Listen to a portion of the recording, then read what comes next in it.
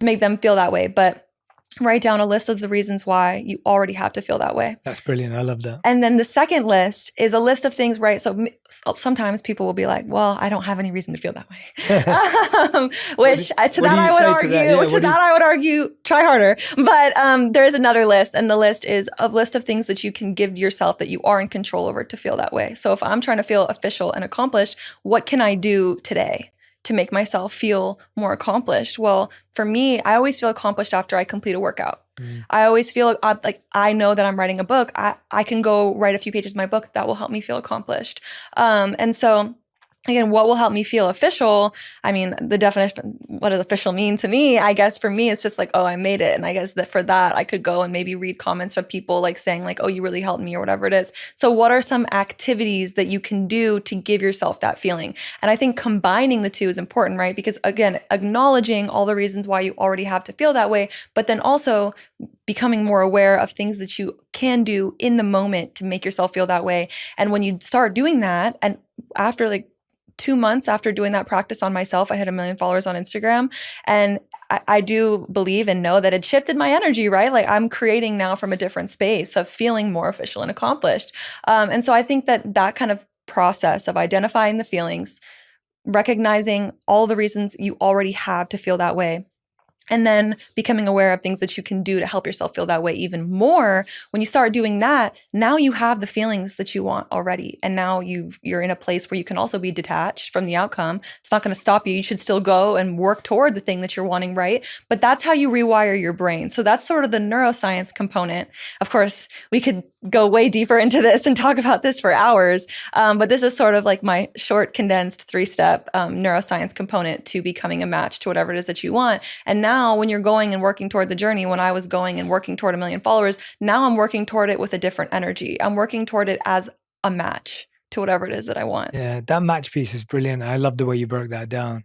I think we all forget how many difficult things we've already done and how many amazing barriers that we've already broken through and how many challenges we've already overcome. And if you just took a moment to recognize that, you'd feel so confident, because each and every person who's listening to us has been through hell and back in their own way.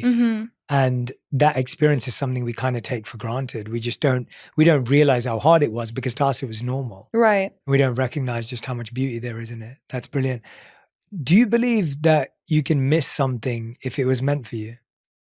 I don't believe that. That you can miss something that's meant for you. Because I think that really we are on this journey to learn lessons and level up in our own little game of life.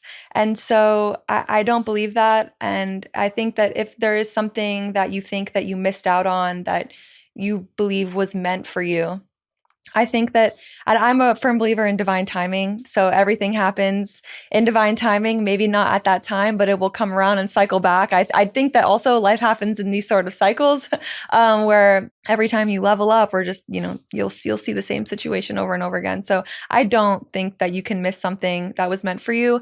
If you're not a match for whatever it is that you want, I do think that you can miss it. But then in that case, it wasn't meant for you at that time. I think you were talking about how if you judge someone, you can internalize those same things that you're judging about them.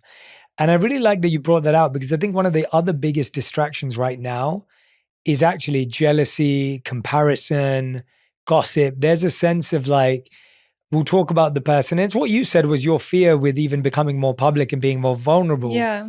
Is that people put themselves out there, then other people point to them, either make fun of it or call it cringe or whatever it may be. And then we don't realize we're actually just setting ourselves up for failure too, because then we're not able to put ourselves out there. Talk to me about what do we do with feelings of jealousy and comparison when they're so human, they're natural for us all to feel, but how do we transform them into something actually useful for us rather than something unhealthy? Yeah, I think for jealousy, a huge thing that I would do when I don't remember where I learned this from, but I have a mantra or a statement that I say. And when I see somebody with something that I want, I say, that's for me. And I think jealousy a lot of time is just fear with a mask. It's fear that we can't have it too. It's fear that this person can achieve this goal or have this thing and I can't have it, and so I'm going to be jealous of them. And I think that it is sort of a limiting belief and a limiting kind of mindset and behavior to be jealous of somebody, because you're basically telling your brain that you can't have it. Whenever you're jealous of someone, you're basically reinforcing to yourself, that's not for me. And so recognizing that when you're jealous of someone, you're teaching your brain, that's not for me.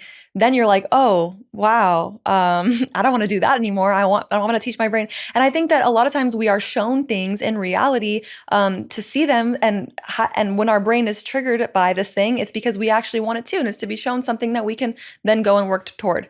And so I started saying to myself, that's for me. And I remember actually when I first moved to Miami and I was on the beach, and I went on the beach and there was this couple having this super romantic like picnic on the sand, and I was very single.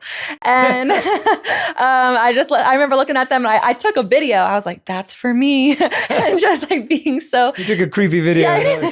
From afar, and like, that's for me too. And it's really cool though, because I think maybe it was about a year later or less than that actually, that I met my fiance, and then we were both in Florida and we were doing that. So it's super cool how that works. So yeah, I think recognizing that you don't want to teach your brain that you're limited in that way, like teach your brain that that's possible for you too.